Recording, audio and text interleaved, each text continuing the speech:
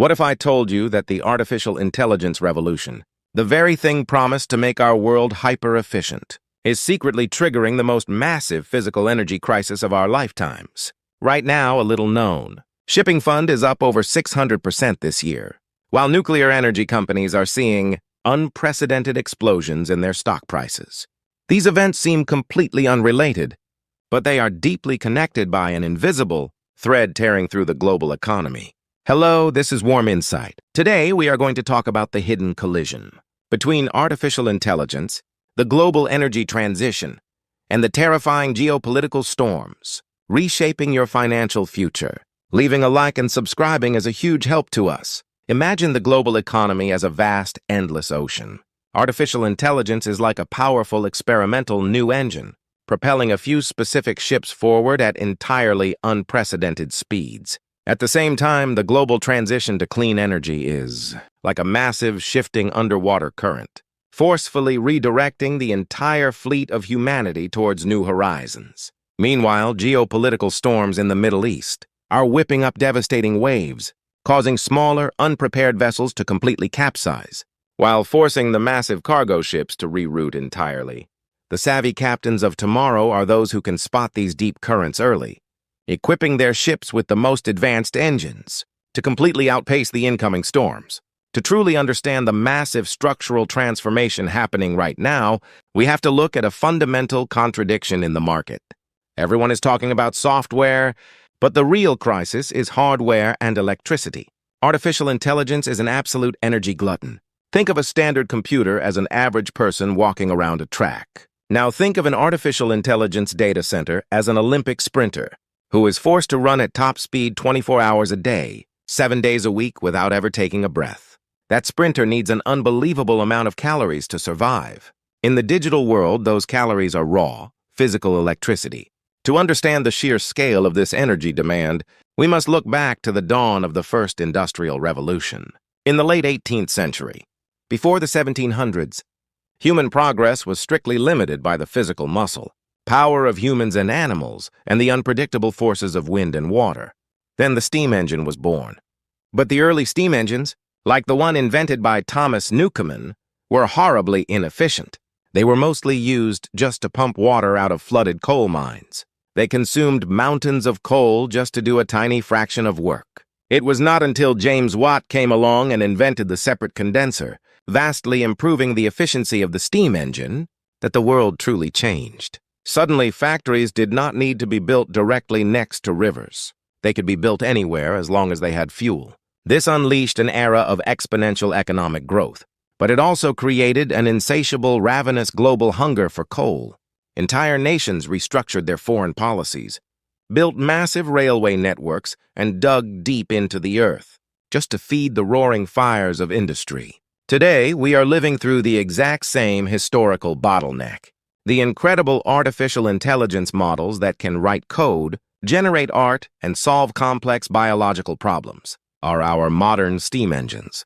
But they are currently in the vastly inefficient Thomas Newcomen phase. The massive data centers required to train and run these models are consuming electricity at a rate that is terrifying grid operators worldwide. This is not just a software boom.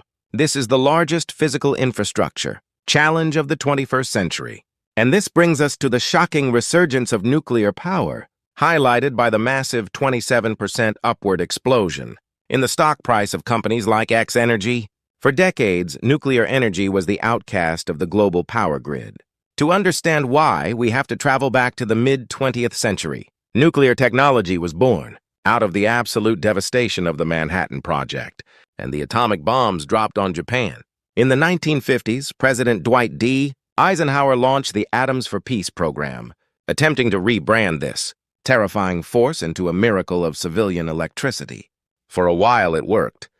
The world saw nuclear power as the futuristic, limitless energy source of tomorrow. But then came the devastating psychological shocks of 3 Mile Island. In 1979, the catastrophic meltdown at Chernobyl in 1986, and eventually the tragic Fukushima disaster in 2011.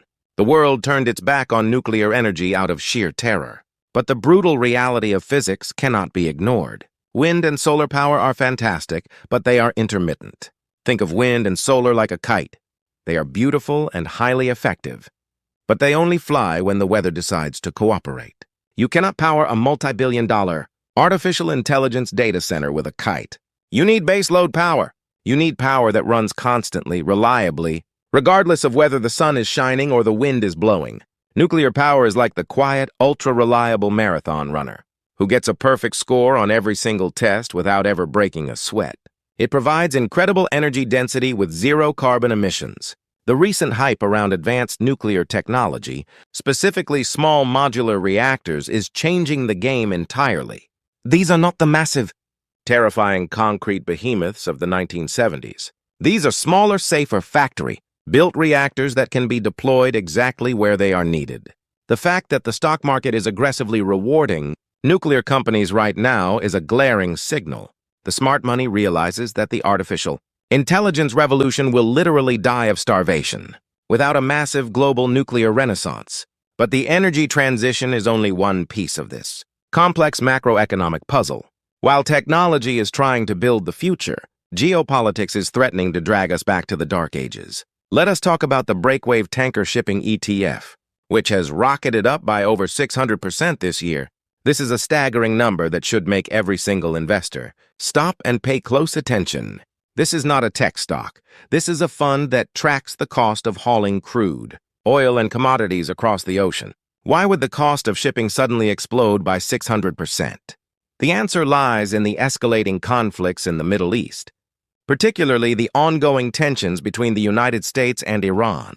To grasp why regional conflicts have such a devastating impact on your personal wallet, we have to look back at the historical warning of 1973. In October of that year, a coalition of Arab states launched a surprise attack on Israel, triggering the Yom Kippur War. When the United States decided to supply the Israeli military, the Arab members of OPEC retaliated with a devastating economic weapon. They instituted a total oil embargo. The results were instantaneous and catastrophic. The price of oil quadrupled almost overnight. In the United States, panic ensued. Cars lined up for miles at gas stations. The stock market crashed. Inflation spiraled completely out of control, leading to a decade of economic misery known as stagflation, where prices keep rising but economic growth is completely dead. The 1973 crisis proved that the global economy is incredibly fragile, completely dependent on the uninterrupted flow of commodities through very narrow, dangerous bodies of water. Today, we are seeing a terrifying echo of that history. Global shipping lanes are the vital blood vessels of the world economy. A geopolitical blockade in a place like the Strait of Hormuz or the Red Sea is the equivalent of the global economy, suffering a massive heart attack. When shipping routes are threatened by drone strikes or naval blockades, insurance premiums for those massive cargo ships absolutely skyrocket. Ships are forced to take massive detours around entire continents, burning thousands of tons of extra fuel and delaying deliveries by weeks. This creates a massive supply chain bottleneck. And what happens when goods cost more to transport and take longer to arrive? The price of absolutely everything goes up. This is the invisible tax of geopolitics.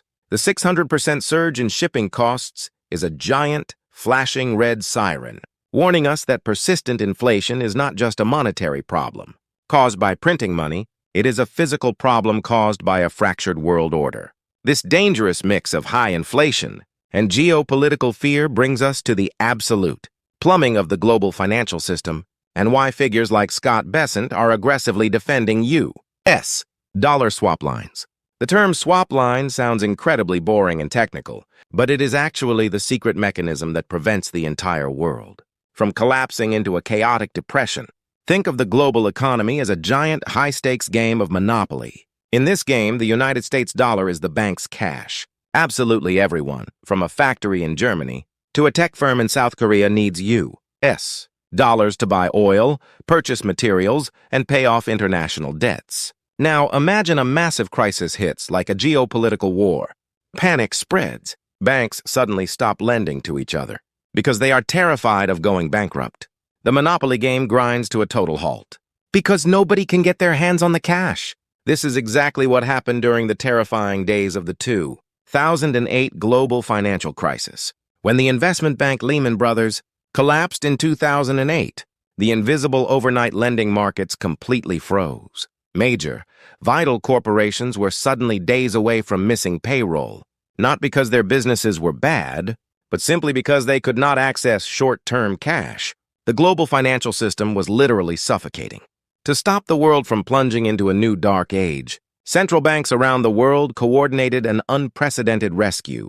The United States Federal Reserve opened up dollar swap lines with other major central banks. In fifth-grade terms, a swap line is basically the main bank, secretly sliding a massive stack of emergency cash under the table to struggling players just to ensure the game can keep going. It provides instant dollar liquidity to foreign markets, preventing local panics from turning into massive global contagion.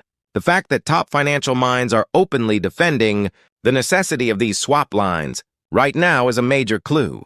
It tells us that the smart money, the institutional titans, are highly aware of the extreme fragility in the system right now. They know that the geopolitical shocks we are seeing could easily trigger a massive liquidity crisis. They are proactively reinforcing the dam before the flood hits. Savvy investors look beyond the daily noise of the stock market and watch these deep plumbing mechanics. Because if the dollar stops flowing, every single stock on your screen will violently crash. But while the macro environment is incredibly dangerous, the micro-level adoption of new technology is moving at a blistering, unprecedented pace. Let us look at a fascinating real-world example from the banking sector. Sam Sidhu, the chief executive officer of Customers Bank, recently made headlines by utilizing an artificial intelligence clone of his own voice and likeness to conduct official earnings calls. To the average person, this might sound like a bizarre science fiction, gimmick, or even a frightening deepfake. But to an institutional investor, this is a massive flashing signal regarding the future of human productivity. Since the beginning of time, human beings have been terrified of machines taking their jobs. In the early 19th century, highly skilled textile workers in England formed a radical secret society known as the Luddites. They were absolutely terrified that the invention of automated steam-powered weaving looms would destroy their entire way of life. In the dark of night, they broke into factories and smashed the machines to pieces with massive hammers. They believed that there was only a fixed amount of work to be done in the world, and if a machine did it, a human would starve. Economists call this the lump of labor fallacy. What the Luddites could not possibly foresee was that the automated loom drastically lowered the cost of making clothes. Because clothing became incredibly cheap, regular people could suddenly afford to buy much more of it. This massive explosion in consumer demand actually created thousands of new, entirely different jobs in fashion, retail, logistics, and machine maintenance. The machine did not destroy the economy. It reorganized it and made society vastly wealthier. Today, artificial intelligence is the modern power loom, and white-collar workers are the new textile weavers. We are currently surrounded by modern Luddites who fear that artificial intelligence will eliminate millions of office jobs. But the Customers Bank example proves a very different reality. Having an artificial intelligence clone is like having a magical, tireless twin who does all of your boring, repetitive, administrative homework, instantly freeing you up to focus entirely on high-level strategy and building the business. This is the creation of the digital workforce. The companies that are going to win the next decade are not the ones who just buy artificial intelligence stocks hoping they go up. The absolute winners will be the non-tech companies, the banks, the manufacturers, the hospitals that fully integrate artificial intelligence directly into their daily operations to slash costs and multiply human productivity by a factor of 10. So, how does the individual investor survive and thrive in a world that is simultaneously building utopian artificial intelligence technologies while fighting terrifying geopolitical proxy wars over energy? You must avoid the absolute disaster of herd mentality. The old Wall Street adage is sell in May and go away. But right now, the market is completely ignoring the old rules, pushing to all-time highs despite massive systemic risks. This triggers a powerful psychological trap, known as the fear of missing out, or FOMO. Retail investors see companies doing initial public offerings and rocketing up 20% in a day, and they panic buy at the absolute top of the market. This is how massive financial bubbles are formed. And this is exactly how regular people lose their life savings. To survive, you must look at the Titan's playbook. You must adopt a strategy of radical balance, often called a barbell strategy. Imagine you are packing a single suitcase for a mysterious trip, where you might be dropped in the blazing Sahara Desert, or you might be dropped in the freezing Arctic tundra. You cannot just pack for the beach. You must pack a heavy winter coat and a swimsuit. You must be prepared for two extreme opposite outcomes at the exact same time. In the current market, the institutional asset allocation seesaw is set at roughly 55% equities, 35% safe haven assets, and 10% pure cash. The equities portion is your massive sale, designed to catch the high speed winds of the artificial intelligence and clean energy boom. To capture this, smart money is avoiding the overhyped, unprofitable startups. Instead, they are buying the companies that sell the picks and shovels. During the massive California gold rush of 1849, the people who actually got incredibly rich were not the miners digging in the dirt. Most of them went entirely bankrupt. The real millionaires were the clever merchants who sold the pickaxes, the tents, and the durable blue jeans to the desperate miners. We saw this exact same dynamic play out during the devastating dot-com bubble of the late 1990s. Everyone was completely euphoric, blindly throwing money at any company that simply added a .com to their name, regardless of whether they actually made any profit. People were paying massive premiums for companies like Pets.com, which famously had a sock puppet as a mascot and practically zero revenue. When the bubble inevitably violently burst in the year 2000, trillions of dollars of wealth were vaporized into thin air. But the companies that actually laid the physical fiber, optic cables underneath the oceans, the companies that built the actual hardware, routers and switches, those foundational infrastructure companies, survived and eventually became the massive titans of the modern internet era. Today, the picks and shovels are the semiconductor manufacturers and the raw energy infrastructure companies. This is why institutional capital is heavily flowing into broad market exchange, traded funds that track semiconductor production, cloud computing, infrastructure, and utility companies that are physically modernizing the power grid. They are buying the massive necessary foundations of the future, not the speculative, flashy software apps of the present. But you also need the heavy keel on your boat to prevent you from flipping over when the geopolitical storms hit. This is where your 35% safe allocation and 10% cash becomes absolutely critical. This involves holding diversified commodity funds to protect against the rampant inflation caused by shipping disruptions. It means holding cash so that when the market inevitably panics and drops by 10% because of a scary news headline, you have the dry powder ready to buy incredible companies at a massive discount. In a world undergoing profound structural transformation, patience and strategic foresight are the most valuable assets a human being can possess. True generational wealth is never built on trying to predict every tiny ripple in the daily stock market. It is built on deeply understanding the massive underlying currents of historical innovation and calmly adapting your sails to catch the wind.